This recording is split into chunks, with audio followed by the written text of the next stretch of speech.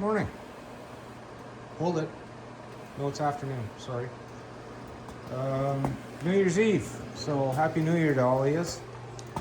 I'm gonna bring you in up to speed on what I did on this CFG.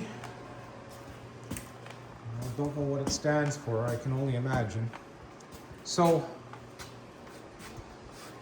I did get a thumb kit, and these fittings were smaller than the ones on the machine here.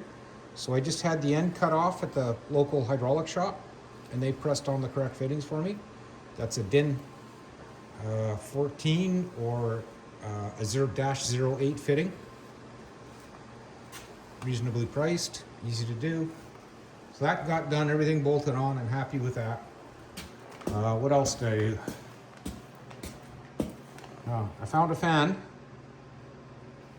but 10 amp draw. It's too much for the charging system, so that's a no-go. Hinges on the back. These are heavy-duty commercial hinges. I got to pull them off and paint them yet. And I got one bungee on for now, so I can access it by opening a door. Very simple. So that's done.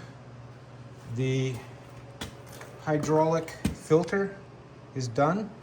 Made a bracket. It bolts up to this piece here underneath on the channel. You can see it right in there. So that's all nice and solid.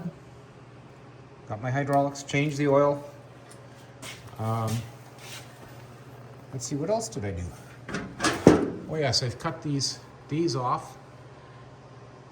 The, what would you call this now? The canopy support. And what I've done is cut them off, and I'll show you the other piece. I just put my bungee back on there. Scoot over here.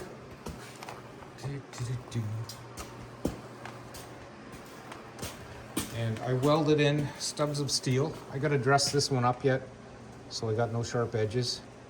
And this is about 1.25 inches, 1.5 inches. The back ones are 3, so you can set it on the back and line it up for the front, and they go on and off easy. So the next is the cushion valve. And I guess what I'll have to do is give you a little lesson on what I did. First, I'll tell you how I got stuff out. 17mm wrench. Pops off.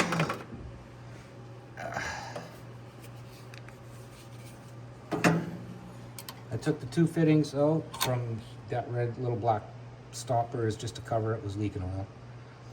Stuffed some rags, caught some of it, made a mess anyway. And down on the hydraulic motor, I don't know if you can see, there's 2 fittings there. So what I've done is removed these 2 hoses, and I had the ends cut off of one end on each one.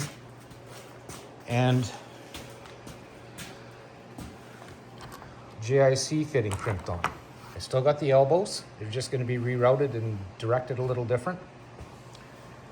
So this is a valve I purchased from Princess Auto. Part number on it. 10 gallon per minute crossover relief valve. Don't remember how much I paid, don't care. And I'll take a picture of the fittings. What I'll do is I'll pause right now and take a picture of the fittings, and we'll continue.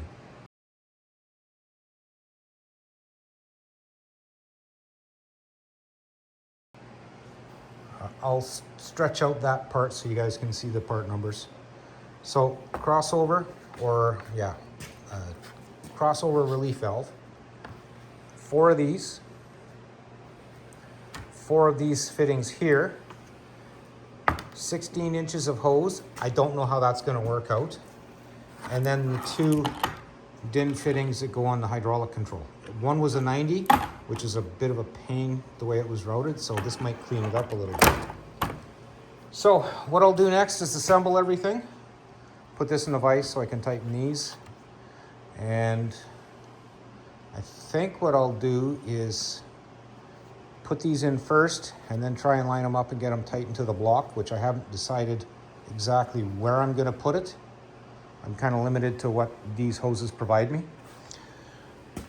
And I want a little extra, maybe guessing at length, that these will be long enough to get that thing out of the way and where I can access it, maybe.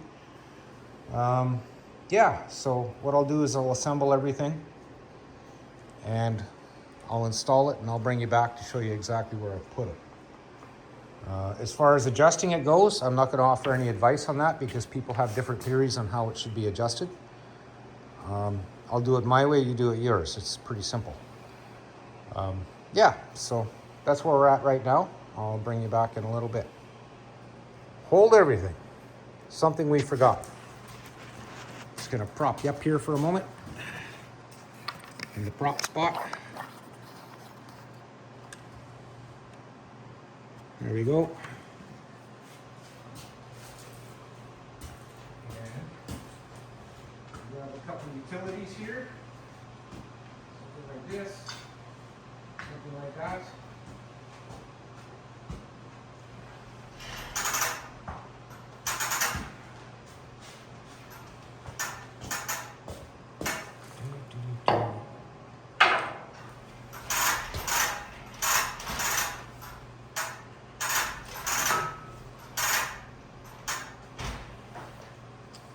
Alrighty. Have airline will travel. Now, what I'm going to do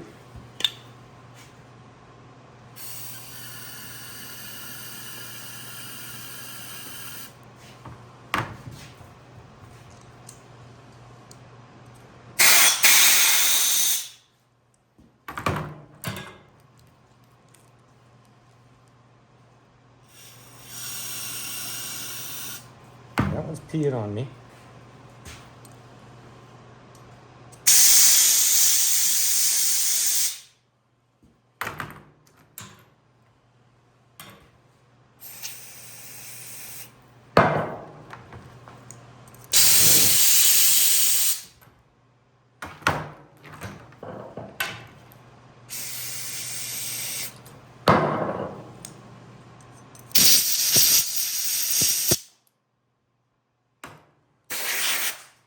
We all know why we did that, right?